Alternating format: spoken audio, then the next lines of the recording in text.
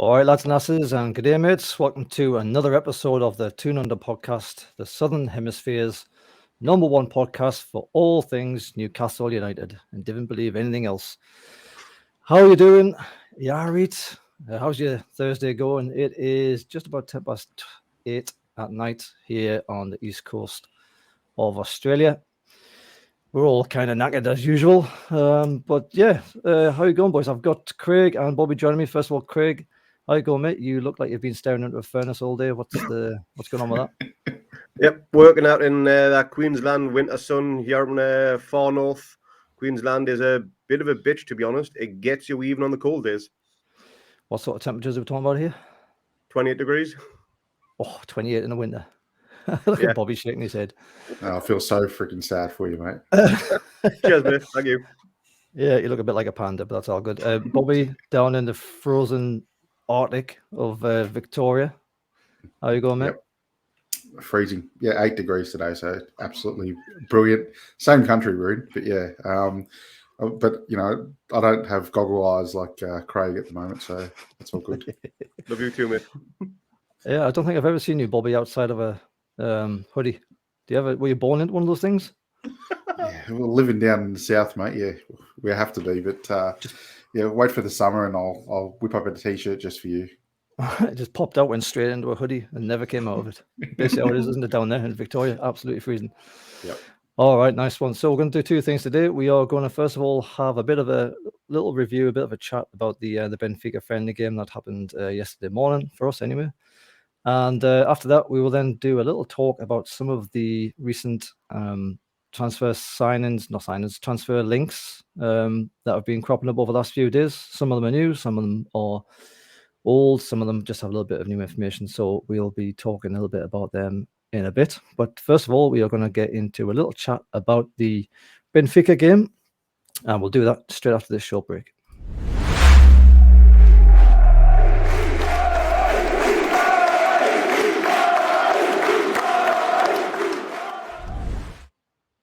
How good are these new graphics, man? Class them, aren't they? Superb. Yeah. We don't look like a 2-bit operation anymore. Get in. So let's have a bit of a chat about this Benfica friendly, which was at the Estadio da Luz. I don't know if that's right or not. Nobody say no because I don't know how to pronounce anything. Estadio da Luz, let's say, in Portugal. So Benfica against Newcastle United. It was a 3-2 defeat for Newcastle. And Benfica at the end lifted up the Subio Cup. Is that how you say it? The Subio Cup? Which wasn't even a cup. It was like a kind of a Klingon battle axe or something. Looked like kind of put someone's eye out. Like, oh, Jesus Christ, be careful with that thing. We had two different teams, Newcastle for each half, which was kind of just really highlighting the sort of, the friendly nature of the game. We are going to talk about this with Craig. Now, Craig, you very kindly volunteered / were asked to get up at 5 o'clock Wednesday morning, weren't you, to watch this along? I'm actually surprised you even managed to find it because it wasn't on any official channels that I'm aware of anyway. How did you manage that?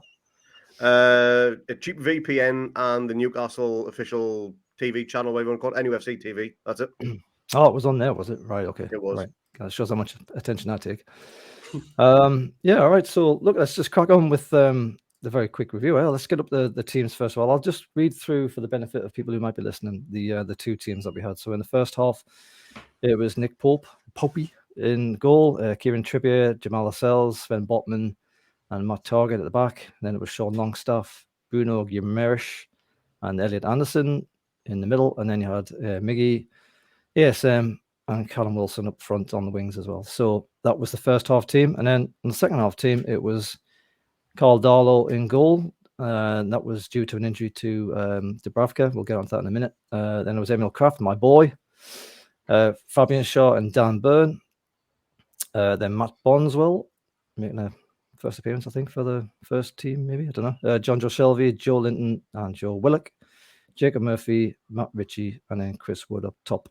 So those were the first and second half teams. Now, Craig, first of all, anything of interest in those two teams? Any standouts? I kind of already just mentioned one of them. Anything we can garner, really? It's still kind of in the middle of the friendly season, but we are getting close to to the business end now. We've only got 2 friendlies left to go, I think. And yeah, can we take anything from these 2 teams just yet? Are we still playing around with formations or with just different combinations of players? Or do you think we're starting to see something like what might be the first 11 against Forest? I think that first 11 there is probably 90% of what will start against Forest. I think there's 1 or 2 that came on the second half. Probably Big Joe. He's got to be a shoe-in for the opening game, you'd think. And Shelvey, but obviously he unfortunately picked up an injury, but we'll touch on that one. But yeah, I'll probably say that's very close to the starting 11, bar 2 or 3 players. I think you probably drop Lascelles ideally. What's going to be hard to do when he's a captain, and Elliot Anderson, and maybe bring in Shaw and Joelinton. Do you reckon that would be probably the first 11? Yeah, you couldn't argue with that starting against Forest. Do you think Lascelles is going to start against Forest though? No, it'll be Shaw or Byrne that'll start alongside Botman. Has to be.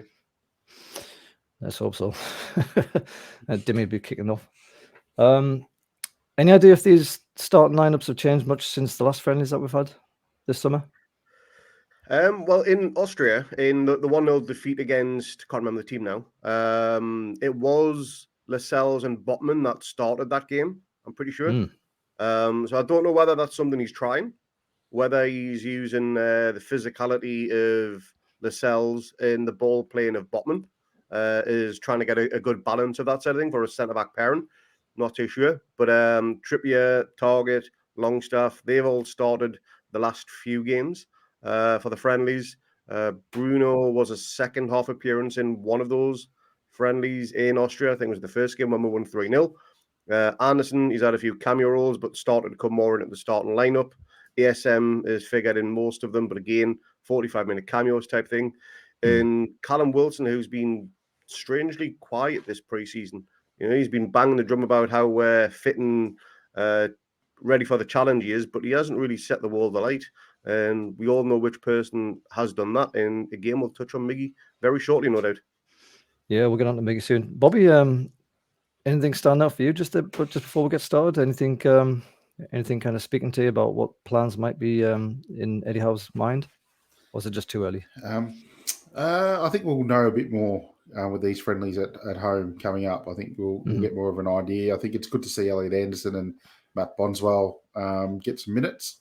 Matt Bonswell there in the number 50, which is nice. But I think that's good to get them some game time, and hearing that Elliot Anderson's going to be in and around the squad for at least the start of the season, I think is going to be really good. So I also agree. I don't think Lascelles should Start. I think my ideal partnership is as a Sirens are going on somewhere.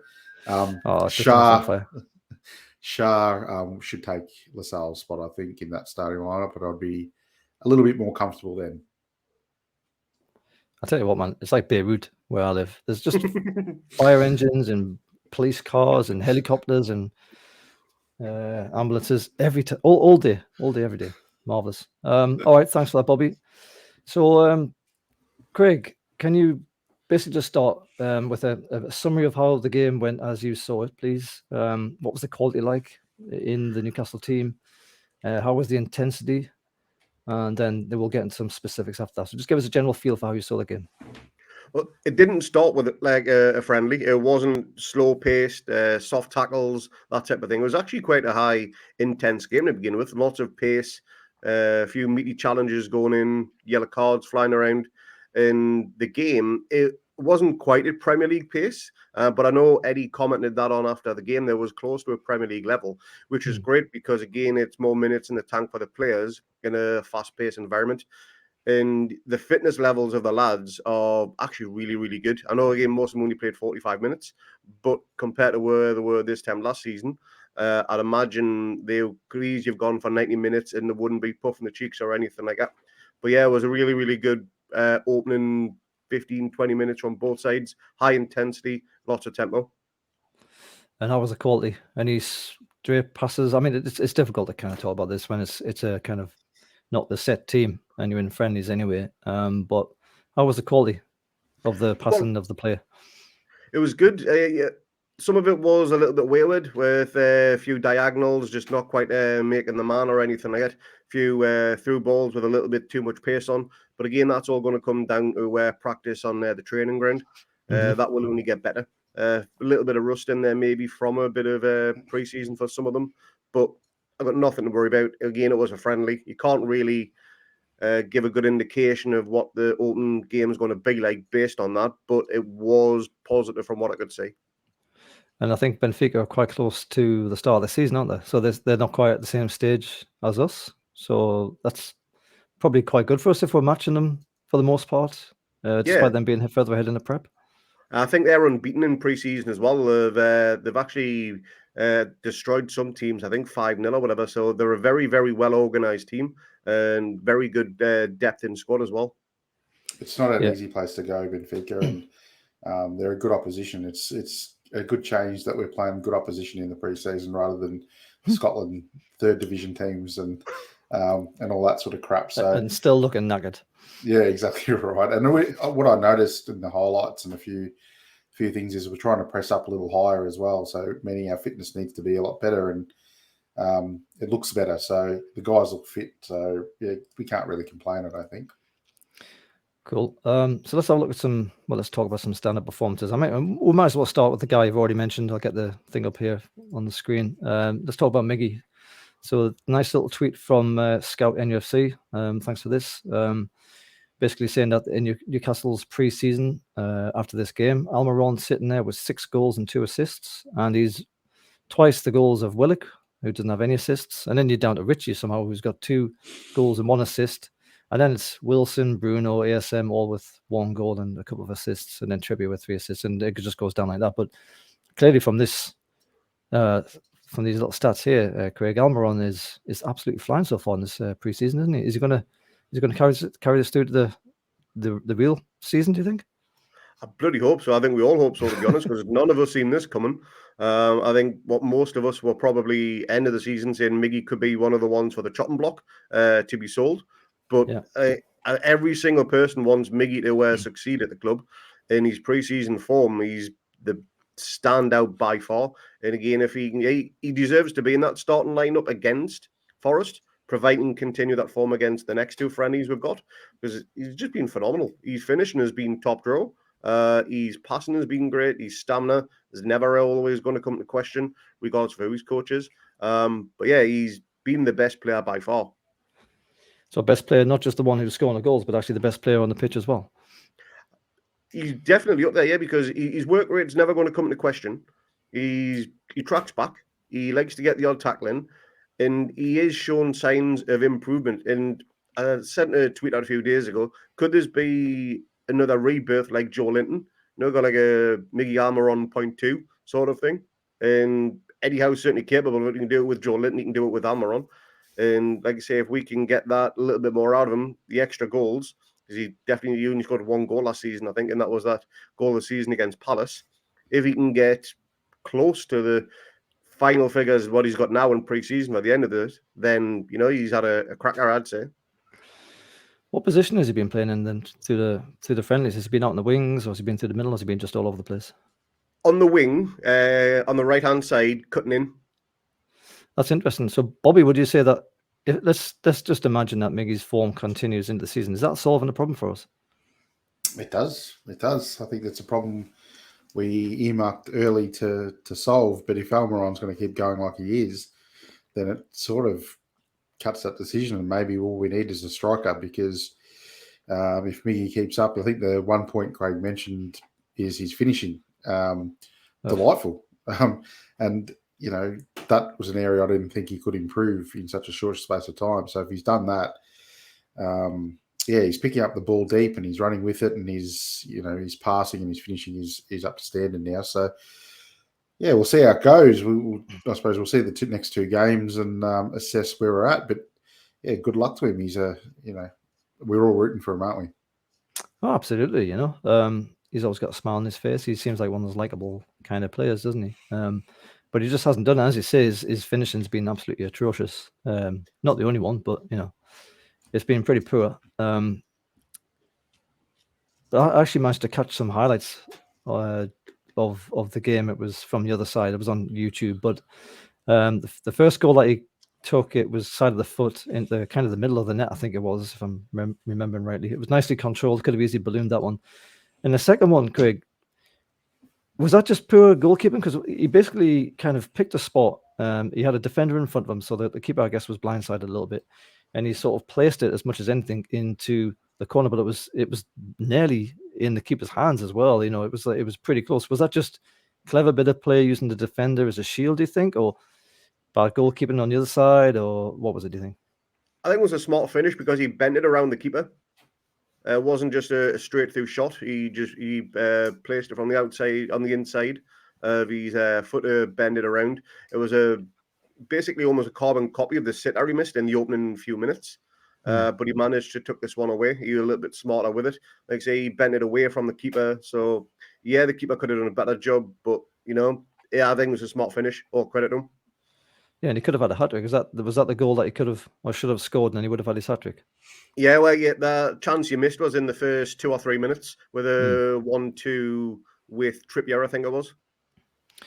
Right, well, that's a nice segue because I was going to mention Trippier next, actually. So he got both of those assists for Miggy.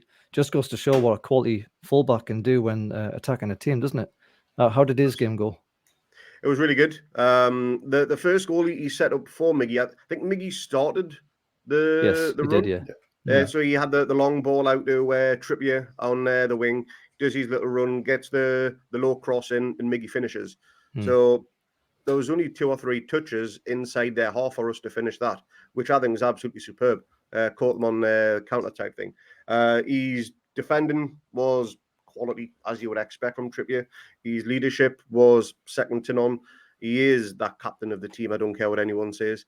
He's got a virtual armband on, as far as I'm aware, and he controls that right hand side, and he's got leadership, and he's telling Miggy what to do, and Miggy he's obviously listening because it's improving his game, and we all know that Trippier has worked with some of the best players in the world, whether it be at international or club level, and he's got the experience, and if he can pass any of that on to Miggy, all the better for it. Yeah, I've just realised why my microphone was sounding weird. I had to gain all the way up like an absolute dafty. Yeah, I tell you what am I like? Yeah, so Miggy did well, Trips did well. On the other side of the coin, I understand there was 2 missed opportunities, one for Murphy and one for Wood. Yes. What was your opinion on those misses first, and then how did the players perform secondly? Woods should have been finished straight at the keeper. For someone with such a good aerial ability as Chris Wood, he should have buried that. Really should have. And I would also say the same for Murphy, but Murphy couldn't finish his dinner, I don't think. Don't rate that lad at all when it comes to anything under pressure. He just cannot do it at all. You might be able to get the odd crossing or anything, but yeah, his finishing is atrocious. It really is. He actually makes me angry when he tries to do a shot because there's no accuracy, there's no composure or anything. It's just a case of whack it, hopefully it hits the target, and hopefully it beats the keeper. And it's crazy, crazy frustrating. Yeah. Well, Woods only had 1 assist according to these stats on the screen here. I assume he's played pretty much every game, including some of those games against Burnley when we were kind of scoring for fun. Yeah. What's going on there with Wood? I know he didn't do an awful lot as far as goals are concerned in last season, but with a proper full preseason under his belt with Eddie Howe, I kind of hoped that he would start to improve, but so far it doesn't appear to be the case. I haven't seen all these things, these games, so I don't actually know for sure how his performances have been, but clearly 1 assist isn't what you want to see from a striker. You want to see goals from a striker, and you want to see a lot of them. So what are we thinking about Wood here? Has he served his purpose? That stepping stone player thing that we've talked about before in the podcast. Is he there to make up the numbers or fill in when Wilson gets injured? I think it's a little bit more than filling up for the numbers. He was probably credited with the Daryl Murphy role last season. I think he's got a bit more to offer than what Daryl Murphy ever did. His finishing so far this season, this preseason, has just been totally wayward. There was one shot he had in the 3-0 win where I'm pretty sure it's still traveling around the 3rd moon of Jupiter. It was one of the worst shots I've ever seen. it's probably smacked ET on the forehead or something. And just, excuse me, it's just not been on par, whether it's a confidence thing, whether it's the players around him, like what Alan Maxman said, what towards the back end of the season. He hasn't been played with probably, you'd say, the strongest 11 pre-season. He's always been the second half, maybe the weaker 11 that is out there. So hasn't maybe played to his advantage or to his skill set, but he should be doing better than that. Well, let's have a look at the team that was in second half. Carl Dahl at the back, but then you've got Kraft, who's been getting a lot better down the wing. John Joe Shelvey, I know he picked up an injury. Joelinton, who, good send off. Joe Willock, Murphy, Matt Ritchie. I suppose that's not a very strong team to supply Chris Wood. But Bobby, would you think we should be getting more of him in this preseason? You'd hope so. Chris Wood, I think he's our third choice striker. So we obviously need to get another one in because we don't have one with Dwight Gale departing. So yeah, he does a job, and we've got to give him credit. During our unbeaten run when he first came in, he did provide a lot of the hold up play and that sort of stuff. But he couldn't score, and hitting it at the keeper seems to be his MO, doesn't it? It's just what he does. So hopefully he gets, we always said if he got one goal in, it would roll onto a few more, but it hasn't been the case. Yeah, no, well, see how he gets on in the new season. How did Anderson and Bondswell get on, Craig? Anderson started really well. First half an hour, he was very influential, getting the ball forward. Pretty good link-up play with Sir Maxman as well, down that left-hand side. Few neat little 1-2s, odd little step over, that type of thing, beating his man. But he faded towards the end of the first half. But so did Sir Maxman as well, to be honest. They didn't really have much of an impact. They weren't involved in the two goals, but they were definitely a threat. And he didn't look out of place as well, which was absolutely fantastic to see. There was some real quality in the Newcastle and the Benfica side, and you wouldn't think this was his first team pre-season or anything. He definitely looks his sort. Yeah, I think he's everyone's hope for the season, isn't he? If he gets a bit more of game time after the exploits at Bristol City last season. And Matt Bondswell, how did he go? To be honest, I don't know much about Matt Bondswell. I didn't even realize we got him from Red Bull Leipzig, but apparently he's got very high potential, and you can kind of see why off that little performance he had. Good, strong in the tackle. He got an eye for a pass. He was a bit suspect for their third goal though, towards the end of the game in the 89th minute. He just nowhere to be seen, but that's just going to come with experience, and he's going to get it with better players around him, I think. Bobby, you're a super scout. Do you know much about him? I know when we signed him, there was a lot of good reports on him, but he sort of lost his way, I think, at Leipzig. So we gave him a chance for the under-21s or under-23s or whatever it was. And, he's obviously got huge potential in England under-15s and under-16s capped player. So, yeah, good luck to him. I'm not too sure. Is he a natural left back, Craig, or is that just somewhere where that's his favoured position, but whether he's naturally left-footed, I don't know. Yeah. So I don't know too much about him, but he did come with big reports on him earlier. Okay, nice to see these young lads getting a bit of a run around with the first team, isn't it? Yeah, it really is. So let's move on to what we conceded then. So we conceded 2 from set pieces. Craig, what was your take on that? And how worried do you think Howe will have been to concede 2 goals from set pieces? I think one was a free kick. Yeah, so the first one from the corner, I don't remember the corner was conceded, so I'm not going to comment on that. But the goal itself, I think, was avoidable. I think there was a lack of communication between Lascelles and Pope. I think either Lascelles needs to be a bit more commanding and say, this is mine, or Pope just needs to come out and just tell everyone to bugger off, I'm collecting this one. Pope seemed to reach over Lascelles' head to try and grab it, whilst Lascelles was just slow to react, and hence it just went through the barrage of players, but definitely unavoidable, that one. Again, whether that's just a training ground practice, where they need to work on the communication, but I can't see too many times where Lascelles and Pope are going to be in the same starting 11, to be honest. And the second goal from the free kick, which Bruno conceded, He had a bit of a sloppy game, to be honest, Bruno. Picked up an early yellow card, but that free kick was just quality. I think Pope knew he was beating the second that left the player's foot. He didn't even fully stretch for it because he knew it was already in the back of the net. So I've got no qualms on the second goal. It was just quality. It was a hell of a thing, wasn't it? Because there was obviously the wall in front, and Pope, I think, did what all the keepers do. He kind of stood to the other side of the wall and expects the wall to stop a ball from coming to his near post. And it wasn't that far out either, was it? And the guy managed to kick it, and so it just did that kind of banana loop over the top and then straight in. I mean, it was a hell of a free kick. And of course, with Pope and Lascelles and all the rest of the defenders, I mean, Pope's brand new. We've got a brand new defense, basically. I mean, there's going to take time for the communication channels to get sorted out and stuff as well. And also Lascelles, he just ponders a little bit too much sometimes, doesn't he? But all right, so, and then the winner. So that was on the 89th minute when they scored the winner. Burn is basically outstripped for pace. It was down our left, I think, if I'm not mistaken. Right.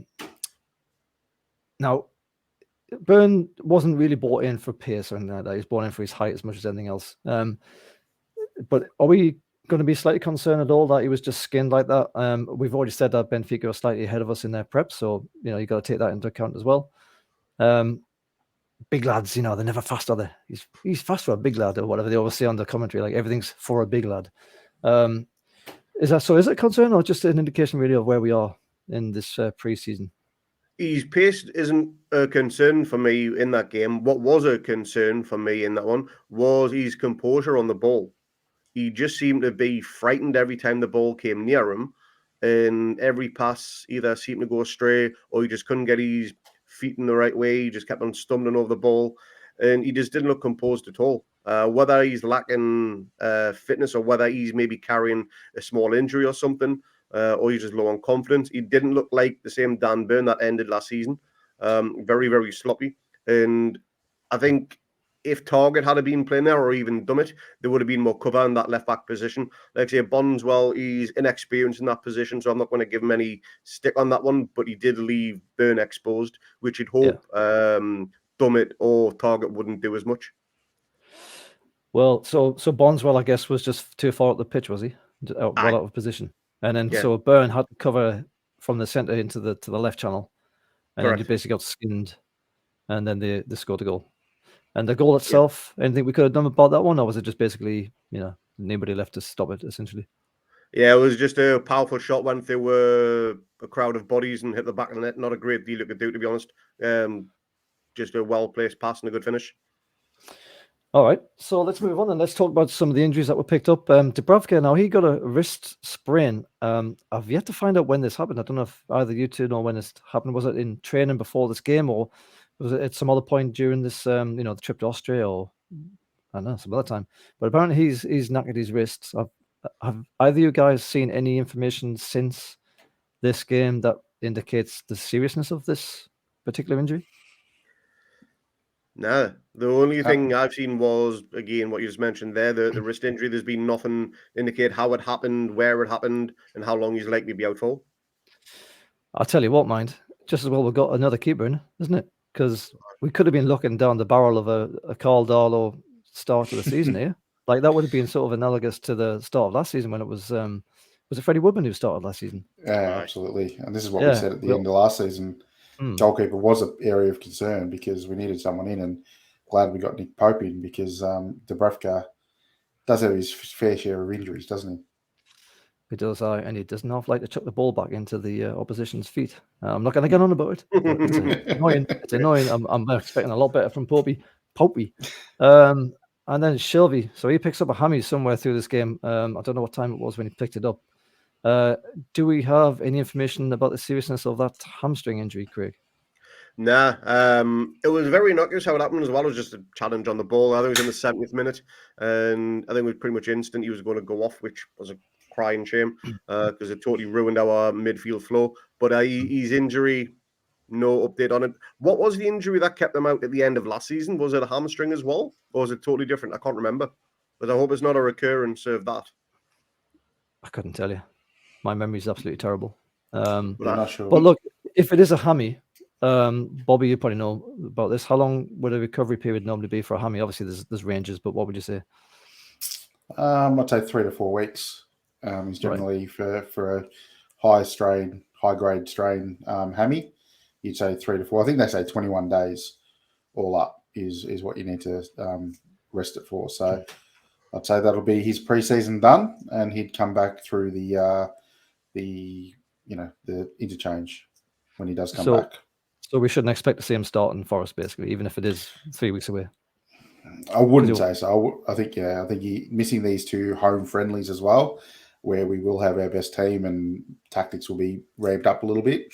I think he's best to come back on the bench. Yeah, because obviously he's not going to have a full preseason, is he? So he's going to have to ease himself back in, of course. He's looking fit, though, isn't he? He's looking really fit. Yeah. Was it you, Craig, in the chat saying that he's like beefcaking up a lot lately?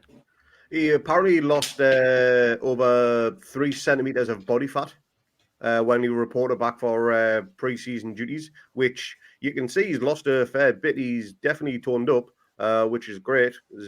We all know the story of how gassed he was when Howe came in at the start of November. He was absolutely shattered going to bed at 5:30. So, hopefully his fitness isn't going to be an issue. I don't think it is. It's just the reliability of his injuries, unfortunately. He did spend the first part of his holiday training. So had hired a trainer or went somewhere to get training. So good on him. Yeah, good on him. Could he have overdone it? Is there any chance he could have done a little bit too much and then now he's pulled a ham? Yeah, absolutely. It's possible. Yeah. So, we were kind of rocking a hard place, isn't it? All right, let's talk about the red card then for lunatic Joelinton, who doesn't seem to understand the word friendly, and it's not in his lexicon, is it? So I understand he got 2 yellows, actually, and some have said that the second yellow, and I've seen it as well, could have been a straight red for a stamp. What would you say about that, Craig? Yeah, it could have been a straight red, and it probably should have been a straight red, to be honest.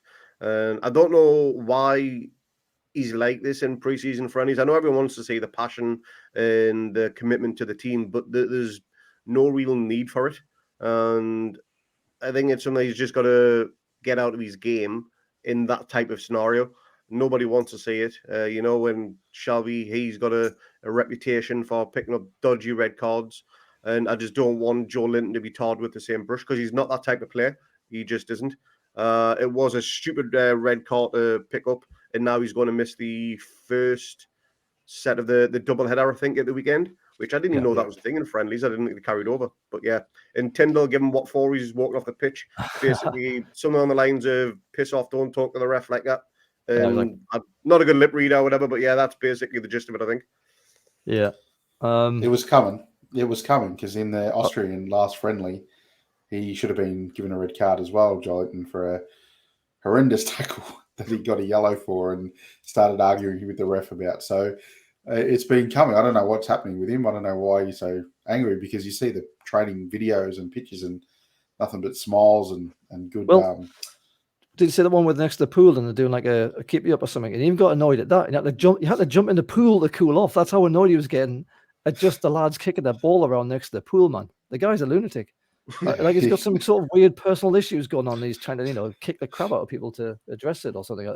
I mean, at least we can see he's doing this in friendlies. Like if he does this in the first game against Forest and gets sent off, then that's going to be damaging to our league campaign, obviously. But if he's doing it friendlies, at least that's something we can say, look, Joe, you dick. Like, you've got it out your system now. You've been red carded. We calm down and take it easy in the next one. And stop playing like a friggin' idiot, So I suppose at least he's getting it out of his system. Let's hope in the pre-seasons. But yeah, as you say, it has been coming a bit, hasn't it? So he is banned now for the Atlanta game, which is Friday, tomorrow, UK time. But he will be available for the game after that against Atletico Bilbao. Now, Eddie Howe, Craig, you touched on this. Eddie Howe did talk afterwards and said that for him, it was a lot like a Premier League game. And he actually seemed really quite happy with the performance, which is nice to hear. Benfica are unbeaten, as you've already said as well. You've stole all my thunder here. In all of their friendlies, they did beat Fulham 5-1, actually, in the process of that. The new Premier League team, Fulham. And they finished third in their league last season. So given that we had, and they've been in the Champions League, so given that we had a man sent off and injuries to Shelvey and 2 completely different sets of teams, Craig, how confident can we feel about the overall progress being made by the club this pre-season, bearing in mind where we're at in our preparations and we still have 2 big friendlies to come? How do you think it's going? I think it's one of the best pre-seasons we've had in a good number of years. The players all seem to be together as one cohesive unit. There doesn't seem to be any cliques or anything like that at all. And they all want to play for each other, which seems to be a big part of Eddie Howe's game plan, effectively. We're a team, not a group of individuals. And from where we were, let's say, again, I don't want to compare it to last season, but I am going to, is how much happier the players actually look. And whether it's because there's more social media content on Twitter and Facebook or whatever, but the players do genuinely look happier this time around than they did this time last season. And it's a absolute positive to see. I mean, it wouldn't be. The change has been remarkable, hasn't it? For a start, they stayed up. There would have been a lot of sad faces that would have went down. Bobby, how confident are you feeling? How do you think it's gone? Same kind of question, really. How do you think it's looking so far for the new season? Yeah, I'm wrapped. I think it depends on your expectations of what you want for the season. There's a lot of our fans calling for European places. I think that's a bridge too far for us, and I'm happy with the top 10 finish this season. I think we're well on our way. If we don't have a relegation fight, I'd be wrapped. And I think we've shown we're too good. I rate Benfica really highly. I think they're a really good team. They're the end of their preseason, so they would have used our game as a litmus test in their preseason to get ready for their league campaign. And we took it right up to them from all reports. And Joelinton's stupidity probably cost us a draw or a better result. But yeah, we're looking a lot better. For the stage of the preseason we're at, the fitness is very good, and the touch and the passing is a lot more in tune, and it's chalk and cheese from last season. So I'm looking very forward for this campaign. Oh, I can't wait. I cannot wait. Mm-hmm. All right, thanks, lads. And a big shout out, by the way, to the 700 or so away fans, Newcastle fans, that went all the way over to Lisbon, and that would look like a really good cracking holiday. Just across in the piazzas, getting absolutely shit faced under the sun, having a smashing time, making a lot of noise as well. So that was brilliant. All right, so let's move on. So next, we're going to talk about some of the transfer links that have been in the press lately, and we're going to do that with Bobby, and we're going to do that straight after this short intermission.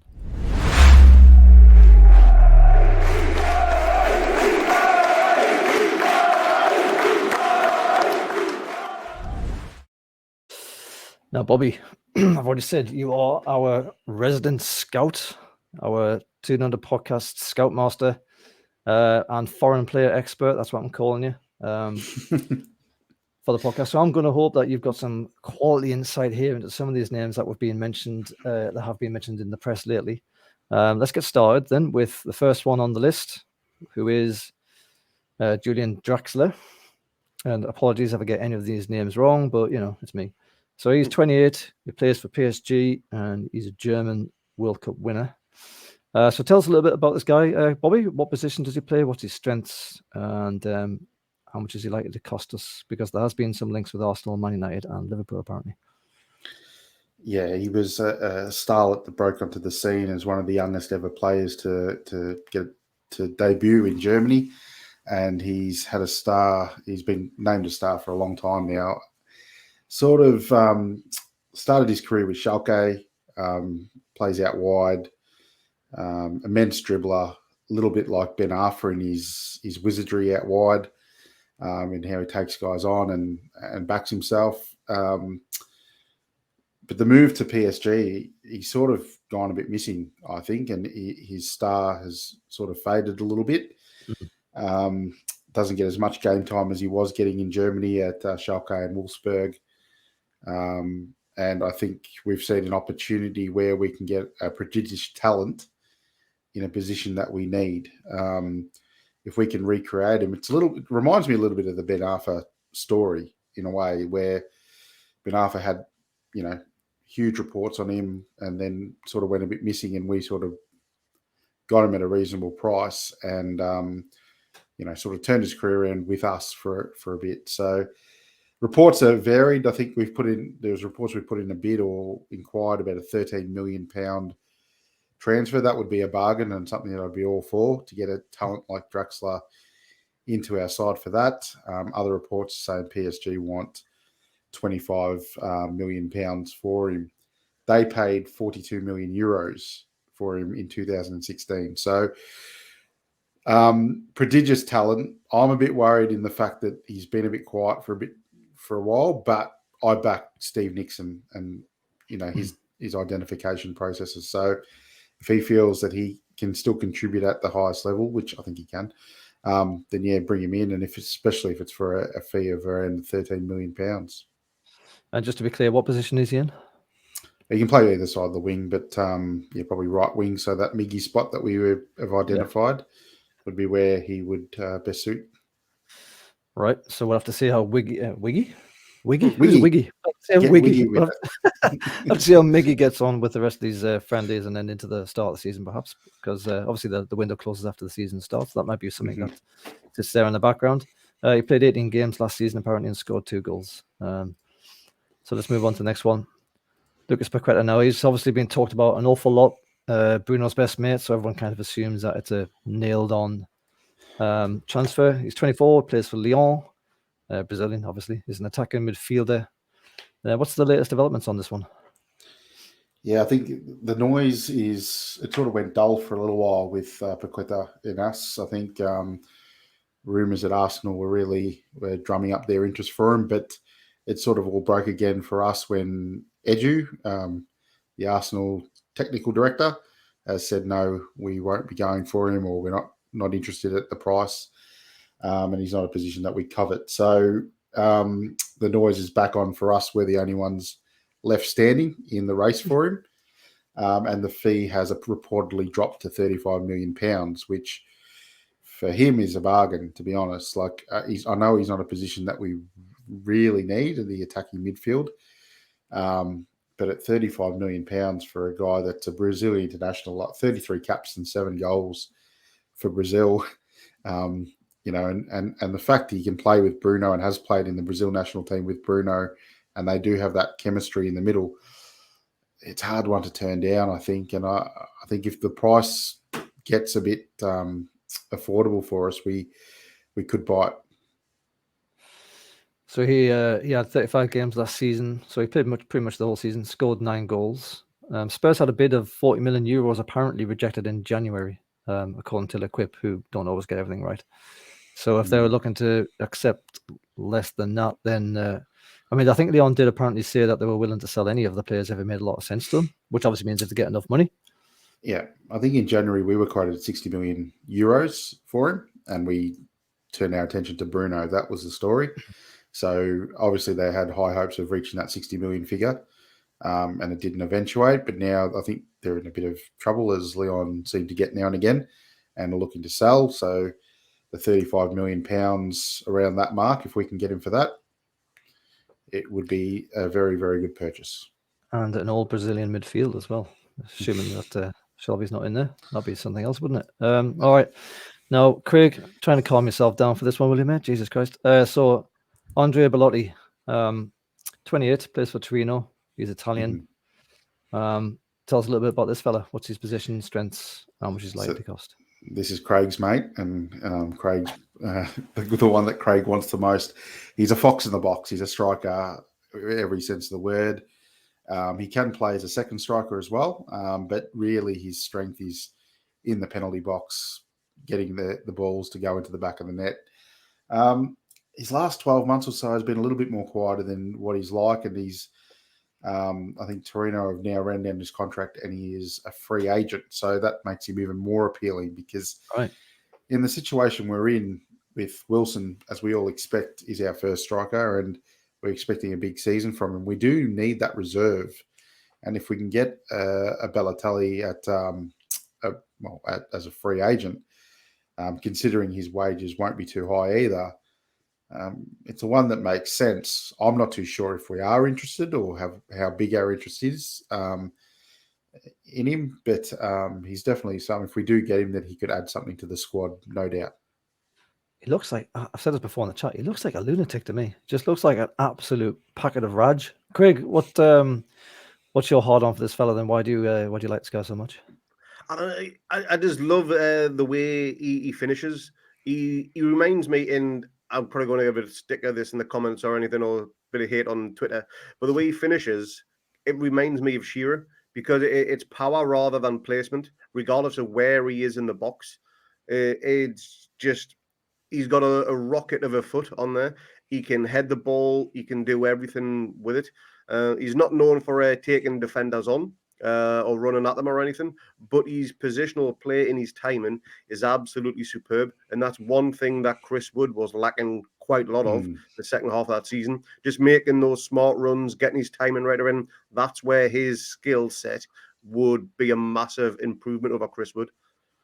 So 232 games for Torino and 100 goals. So, you know, it's a good record. And he has been capped 44 times for Italy. So he's not a bad player to get on free. So if we can get him for free, we can maybe spend a bit more on that winger. And all of a sudden our second tier front three looks a lot better than Matt Ritchie, Jacob Murphy and Chris Wood. He's also good at creating goals as well. I believe he's got over 30 assists for Torino, which for a striker is pretty decent, to be honest. And Torino, they're not exactly Juve or Inter Milan. They're a good mid-table team, so that's a pretty good goal-scoring record, personally. I've not seen anything about him, but it's kind of making me think of Bellamy almost in some ways. So he played 22 games last season, scored 8 goals. So, you know, not too bad. All right, Craig, we'll have to move on from him. I'm sorry about that, mate. Next one, Benjamin Sesko, 19-year-old at RB Salzburg, Slovenian. So again, Bobby, what's his position and strengths? How much is he going to cost us? So if Bellotti is Craig's, this bloke is mine. I love this kid. I think he's going to be a sensational player. He's been billed already as the next Haaland. Big, strong, young striker that can finish. It sort of goes down our track of what we're trying to do with Ekitike. Buy him a bit earlier, then progressed, you know, once they progress a little bit. And I was very confident that this would happen, particularly that his agent was in the northeast. And as lovely city as Newcastle is, and we all love it, you don't have an agent visiting for no good reason. So I was very confident that this guy would be ours.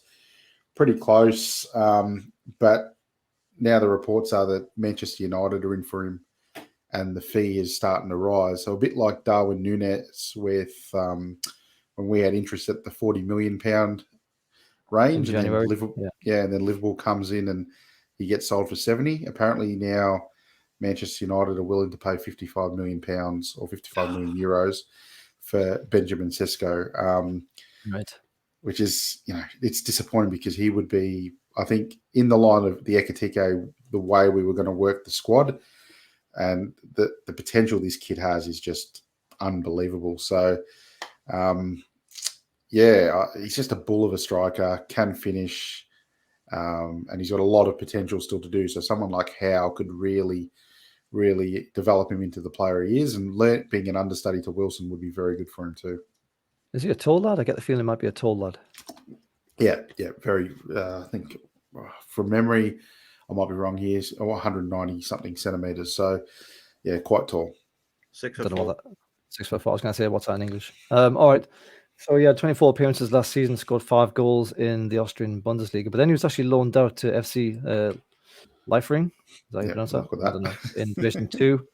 He had 29 appearances there and he scored 21 goals. So I don't know if that's a Dwight Gale find his level type situation there or not. But I mean, he's 19. He's got a long. He's 19 years old. Yeah, long way to go. Absolutely. Yeah, but if he's going to go for 55 million quid, that's what's out of the reckoning straight off. I think, unless that mysterious loan that we'll mention in a minute is purely to buy this one bloke. I would really love to buy him if those reports are, you know, not at 55 million. I think the reports when we first were interested in him were around the $20 million pound mark, and I think that's fair. And I would have even thought if we bought him and loaned him back for a season, might have been okay as well. But he's one I'd definitely be interested in getting now because I think he's got a huge future. All right, let's see how that one progresses. And then finally, this one kind of came out of nowhere for me anyway. Timo Werner at Chelsea. He's 26. He's German, of course. The rumor is that it's a loan with an option to buy.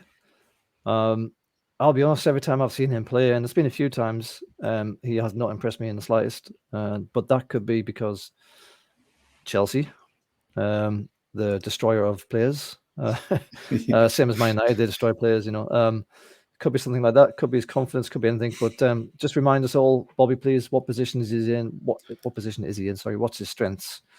And a loan was an option to buy, but how much do you think that buy purchase will be, buy option at the end? I think it's the buy option that worries me. It's his wages that do. £270,000 a week is a reported figure he's on, and that blows anything that we're going to be looking at. So, in terms of a player that we need, he would be perfect because he can play the striker and he can play out wide, and he's very good. And he's very good at both. I watched a lot of his football at RB Leipzig, and he was phenomenal. He was absolutely phenomenal. As you say, he's gone to Chelsea, and they've done what they did with Demba Ba, and he's just sort of lost confidence and sort of fallen away. But his potential, he was one of Germany's brightest stars. And in terms of what we need, he'd be perfect. But the thing that I just can't fathom is, even if it is a loan with an option to buy, you'd imagine the option to buy would be the 40 to 60 million pound mark, something depending on how he goes. But that his wages being well over £200,000 a week just blows our cap, and you can't see him coming into a squad on that sort of wage. And I don't think Chelsea will substitute his wage for us either. So I was going to say, yeah. I mean, obviously with the loans, you do often get that kind of split on the wages, but why would Chelsea be doing us any favors? They probably wouldn't, would they? No, they're one of the clubs that are very unhappy with the Saudi takeover. So I don't think we'll get any favors from any of the big six. No, absolutely not. 24 appearances last season with 4 goals in the league, and then 5 appearances with 4 goals in the Champions League. So he can score the goals when he wants. But so he was bought to Chelsea for 50 million euros, roughly that figure. And his time at RB Leipzig, he had 127 games for 78 goals. So you could see, and he wasn't always the main striker, so he played out wide a lot as well. So very talented. If his wages were at 150, I'd say snap him up. But I think his wages are going to be too far for us to get him in. Given a choice, would you go for Werner from Chelsea, or maybe it's Pulisic? Who would you go for? Pulisic. Yep, he's on £150,000 a week. He plays at the wing. I think he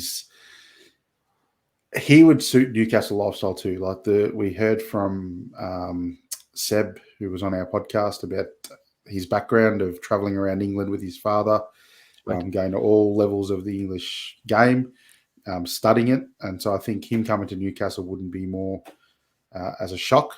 And I think on that as well, business case makes more sense as well, because I think he'd be a very good branding for us in America. And it's one of the areas we can grow our worldwide brand, and getting him in would be beneficial there. And he's a quality player. Again, Chelsea have sort of ruined him, but I watched him at Dortmund, and he was one of my favourite players there. So, if it was up to me, absolutely. All right, let's get your opinions on percentages of how likely these things are from the start. So, Julian Draxler, what do you reckon? I said 70%. I think I've convinced myself to about 80%. I think if he'll be manageable. All right, and Lucas Paqueta? 70%. I think, if the wages, if the salary's right, the fee's right, then he could come into it later in the window though. It's not a priority position, so I think we'll wait and see how that goes. Does the Shelvey injury change that at all about the priority position? Yeah, I think it might. We've still got Willock and a few others there. Longstaff's been given a chance. I still haven't seen it with Longstaff, but do we buy Paqueta for £35 million when we've had Longstaff training the whole preseason in that position? So, we'll see how it goes. Yeah, all right. Andrea Bellotti, now don't make Craig cry here. But I'm sorry, Craig. Come on, Bobby. The only thing enticing about him coming to us is the amount he's going to cost us, which is nothing. I don't know. I haven't heard much interest other than what Craig's been saying. I wouldn't be against having him in, but I'll say around 50%. Sorry, Craig. What about Benjamin Sesko then? I said 70% to you, Lee. the reports about Man United, I'm hoping it's the agent trying to get some more out of us in terms of a salary, and that's all it is. But I'd say I'd stick with 70%. It's nearly always the case that the agents are using us to get their players to go somewhere else or stay in the same place and get better wages, isn't it? Yeah. Ekitiki is one of them. Do springs to mind? Timo Werner, finally, percentage. I told you 60%, but at that wage, which I found out after that, 30%. I don't think it's a chance at that wage. So, if you say, I'd say 30%. So we're pretty much saying, in your opinion, Draxler and Draxler, Paqueta, and Sesko are the big chances for me. Okay, fine. Yeah, I was trying to think of what they were. Brilliant. All right. Well, thanks for that, Bobby. That's pretty much the podcast done for what we wanted to cover today. It's actually gone on a little bit longer than I expected, so that's good. Just a few other things to wrap up on. There was a bit of news from a friend of the podcast, Kieran Maguire. We've had him on before. He's brilliant. He just released this into Twitter kind of unexpectedly that Newcastle had borrowed some money off HSBC and they've secured it against future sales of tickets and some media rights as well. Bobby, I think you've got a bit of a thinking about what this is about, haven't you? It's more fluidity in our liquidation in terms of being able to pay the transfer fees. We haven't got the sponsorship and all that sort of stuff to buy a lot of players and stuff like that. So to get the borrowing against guaranteed money coming in is not new. Every club does it. I think reports are breaking now that Aston Villa's just done the same thing. So it is standard practice in business. So it's nothing to see here, but also, I think we're getting ready now to find the next two players. And I think the next two players are going to be a little over than what we wanted to pay. But we've got the cash injection now to be able to do it. And the other thing is there's reports that we've moved from Barclays to HSBC. And that's because I don't think Staveley's a big fan of Barclays after her legal fight with them. Yeah. So there could be something to do with that as well. And we've just decided to borrow from HSBC. Yeah, bit of a 1-1 score draw in that little saga there, I think. Craig, do we know how much this is yet? Because I know you mentioned 8 million originally, and I was thinking that's a bit low. Then Mark was like, wait a minute, do you mean 80 million? And then we saw, I'll not even mention the name of the paper that's saying it was 140 million this load's going for. Any clearer on how much this is? And that might give us some idea as to what we might spend it on.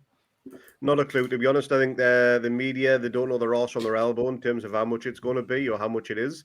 And I think they're all just doing it for a bit of clicks.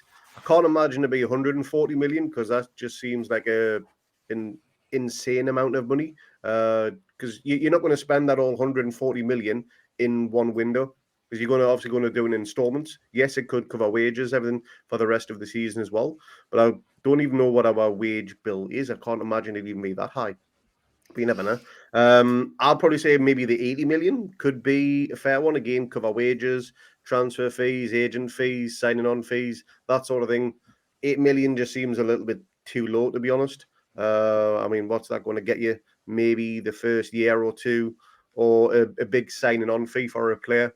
That could potentially be what it's for. But again, I think just the media not knowing the difference between black and white, and they're just picking a random number out of nowhere. Yeah, that sounds about right, doesn't it? All right, so just finally moved on very quickly here. We don't normally do this kind of thing, but Sam Fender, the North Tyneside music sensation, and of course, huge Newcastle United fan. He's going to be playing 3 dates in Australia. Kind of came out of the blue this a little bit. So some of us at the pod will be at his gigs, the one specifically in Brisbane, but basically it's Melbourne on the 18th of November, Sydney on the 22nd of November, and then Brisbane on the 24th of November. If you're into that sort of thing, get yourself along with your Newcastle tops and your flags and your scarves and let him know that he's got some tune support in Australia. And come on the pod, Sam, if you're watching. Come on the pod, Sam. How are you, man? Get on the pod, will you? Come on, mate. We don't mind if you're absolutely knackered from the drink the night before. Love that sort of thing. It's great. And finally, just a reminder again that the National Australia Meet for Newcastle United fans, actually the inaugural National Australia Meet, is occurring in September in Sydney. The dates are the 16th and the 17th, but that will also spill into Sunday the 18th as we watch the Bournemouth game live. I think the kickoff is 2 a.m. on that one, and that'll be at the Cheers Bar in Sydney CBD. There's a few of us from the pod going to be down there, possibly in a live podcast. I haven't got the details of that yet, but that should be interesting. And hopefully we can see a few of you lads who watch this podcast down there. And if you do come down, say hello. And that's it. That will do for this podcast today. Went on a little longer than expected, but it's been pretty interesting stuff. Hopefully you all agree. And I think we're next with, we are back next, I should say, with, I think it's a classic season review. I might be wrong on that, but I think it's 11-12 season that we are doing soon. So keep an eye out for that. And yeah, take care, look after yourselves, and we'll hopefully see you for the next one. Cheers, boys. Cheers, mate. See you guys.